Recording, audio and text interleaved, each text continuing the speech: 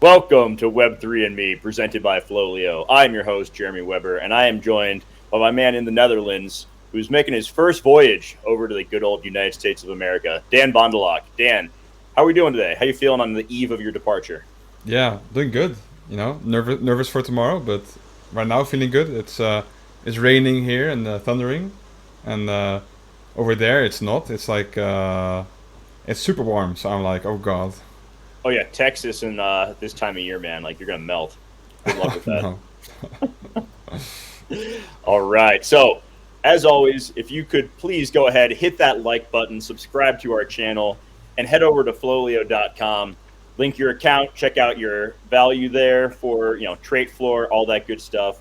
Download our browser extension. We're adding more and more projects to that every single day. We're in a pretty great rhythm. We already have the Trait Floor up for Chimpers, for Goblin Town, which we're going to talk about in our recap. So head over there, get going. All that is for free. We want to try to help as many people as we can. So, Dan, let's get right into it today. The weekend was fairly uneventful with VCon going on. We talked about how Mhm. usually during conferences things get a little bit quiet. We did have one big mint that came out of nowhere. At least I didn't hear about it until Saturday, and that was GoblinTown.wtf. So this was Mhm. a free mint that took place, and then it just took over NFT Twitter. Yeah, with the rumor that it's part of like Yuga, right? Yeah, and I think that was purely, in my opinion, hey, we got a bunch of these. Let's try to pump the floor so we can then use people as exit liquidity rumor. Yeah, I Because mean, the rumor in question was based off of the pitch deck that was leaked yeah, months ago. That has been very accurate otherwise, but on the pie chart of where Yuga's revenue is going to come from this year, there's a little sliver that says 1% and then goblins. And no one knows what that means. So people were just like, oh, this thing has the word goblin in it. It must be involved with Yuga, so let's pump our bags. So that was the rumor. I saw on Sunday the price floor got up to 0.7, hmm and then it just recently pulled back. I tried to bring it up on OpenSea, but OpenSea is down because it's a piece of crap and it's always down. But earlier today, it was at like 0.5. So it's actually held steadier than I thought it would overnight. And I personally do not own any of these. I don't anticipate buying any of them. Uh, some of the one of ones. Did you see the Kevin one of one? no, I haven't seen him. They made a Kevin one of one. Oh no. Like I said, if OpenSea was up, I would show that to us right now, but it's not. So, yeah, I don't know what all is going on with this project, what their plans are for it, if any. But yeah, to me, it's just kind of a wait and see. The floor actually is up a little bit, so now OpenSea is working. So I'm gonna try to pull up the Kevin one of one. But I mean, there's no chance that they're a Yuga project though. I So I don't. mean, anything is possible, I suppose. I think it's highly unlikely, and I wouldn't be buying because you think that's the situation. But why would they randomly drop a free mint out of nowhere? Yeah, it I doesn't don't make any get sense. it. Like I said, I don't think that that's the case. So here's the Kevin one. It's definitely something, right?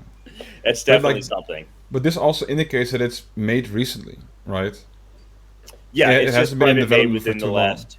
Mhm. Yeah, so if we go back and we'll take the filter off and just look, I mean, these things are ugly as hell, and they're designed to be that way. They're designed to be pretty ugly. So 0.58 floor, like that's not terrible.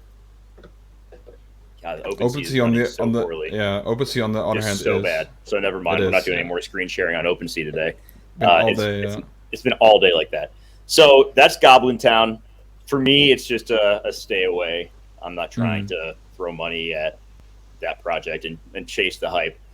We also had the sale for Chimpers on Friday. We discussed that on Friday's show, and there's been a lot of volume on it. The floor has consistently dipped down. It started Mm. off around 4.5, and as of right now, it's right around 2.1. It was down to as low as 1.8 earlier, so it's starting to come back up. I think we may have hit a bottom, and you know 7.2k Ethereum in volume traded over the last few days during a Yeah. bear market, if you will, is pretty solid for a 5,500 piece collection. and it minted out for 0.07. Like it was a really great deal for the people who were able to get one. So I've seen a lot of big name collectors start to accumulate. Dingaling picked up a bunch. So I think that it's a decent place to put a little bit of ETH if you're looking to deploy at the moment. That's a project. I haven't bought any yet because I'm not trying to pump my own bags, but I will probably be buying some today or tomorrow. Yeah, and we talked about it on our last show, and I believe you said 3 to 4 ETH ish, or like maybe even 2 to 4. I think I said around 2 to 4. Yeah, and on the mark, we right? had we've seen the post reveal dump just like everything else, and that 2 to 4 price target was based around what you had to own in order to get an allow list spot. And one of the books you could have bought to get one was right around like 3-4 ETH for most people, so it kind of made sense that the price would range in there.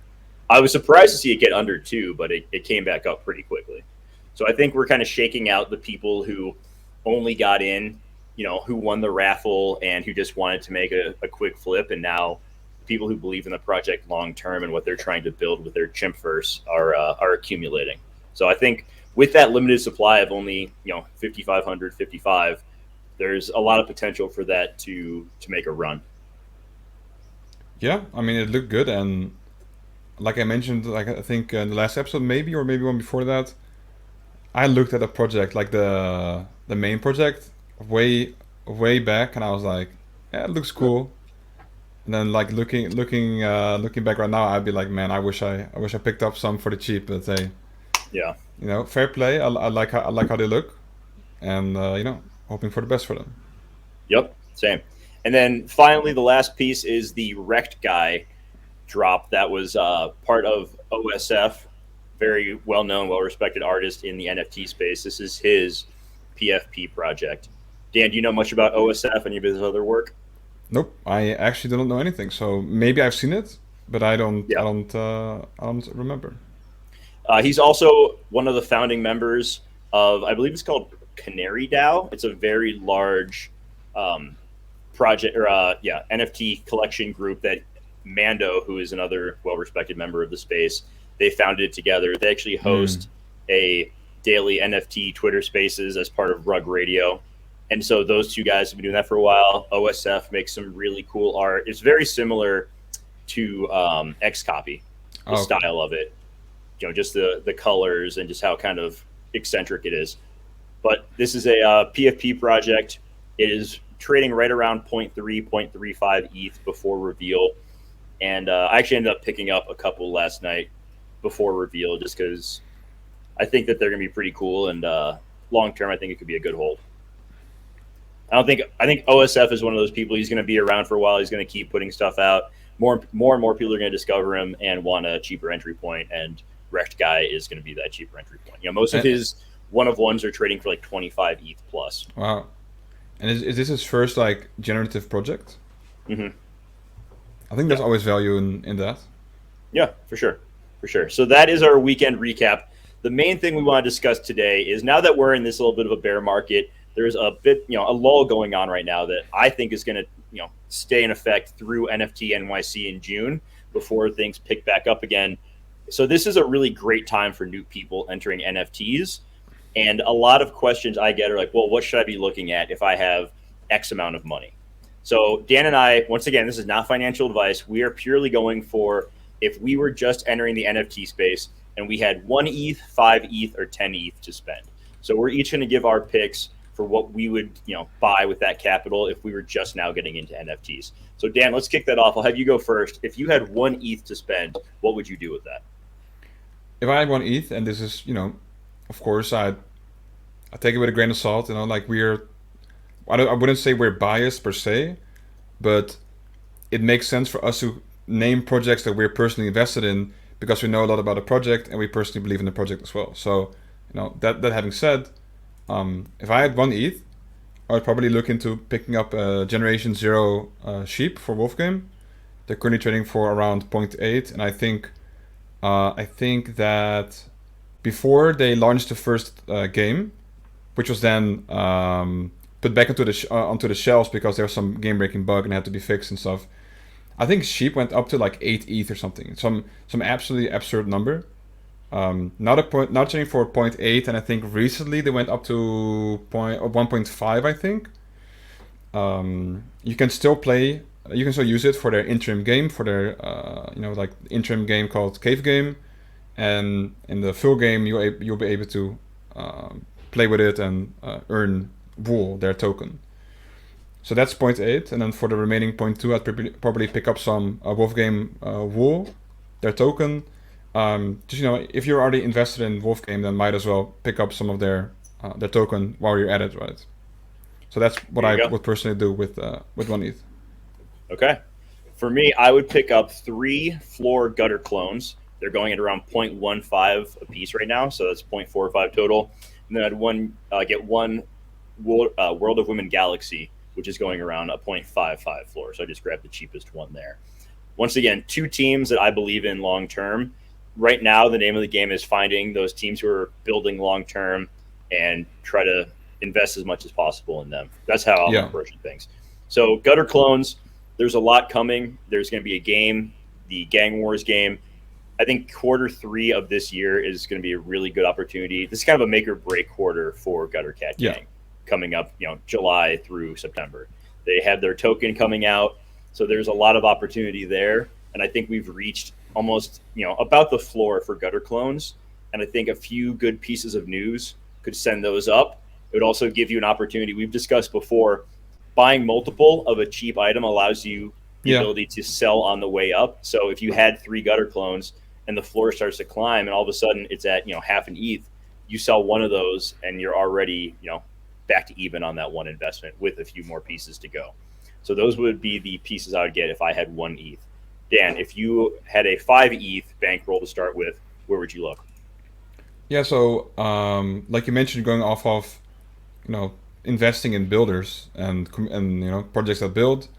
My first recommendation would be Llamaverse, currently trading at 3.5, and I've been talking about this project since it was like 1 ETH, maybe even lower than 1 ETH, and they went up to 8 ETH. I think they went up to 8 ETH, and I personally said that I could see them hit 10 ETH before the end of Q2, um, before the bear market, right? And now I'm not sure. The developer said that he would shave his head bald if that didn't happen. So, uh, you know, he might be going bald, he might not, but you gotta love him. And on the second one, I have House Faces. They're currently trading for zero point 0.8. The cheaper version, their middle rarity version goes for 1.5, I believe. But Okay. you can get in at zero point 0.8. So they've been doing quite well for quite some time. They dropped Muri, Muri, and that's they're constantly building as well. And then House in general, they keep dropping new projects like here and there, and they have one coming up quite soon. No one really knows when, but you'll be able to pick that one up when it happens if you have a House face. So then we have at Llamaverse at 3.5, House face at zero point 0.8. So then you roughly have zero point 0.8 remaining, and then I gotta throw in the Wolf Game Generation Zero sheep to finish it up. Okay. For me, I would pick up 2 of the OG Gutter Cat Gang pieces. So not the clones, but I would grab an OG Rat and Pigeon. They're each trading for 1 ETH. They will be receiving more of the token airdrop than the clones. I'm not sure if the clones are getting much from the airdrop side of things without the chance to earn, but the OG species will. So there's a little bit right there. Also, they are at a. I also think that they're at the floor of where they're going to get to. I would be surprised if they go too much lower than 1 ETH. They've gone up to almost 2 apiece, so I think that's a good place to look at. And then also, we discussed the duplicator from Doodles a few weeks back. Those are going. They were at around 4.5, and we talked about them Yeah. 2 Fridays ago, and they're trading right around 3. So I would pick up one of those. I have no exposure to Doodles at all, Mm. and this seems like a pretty good place to start.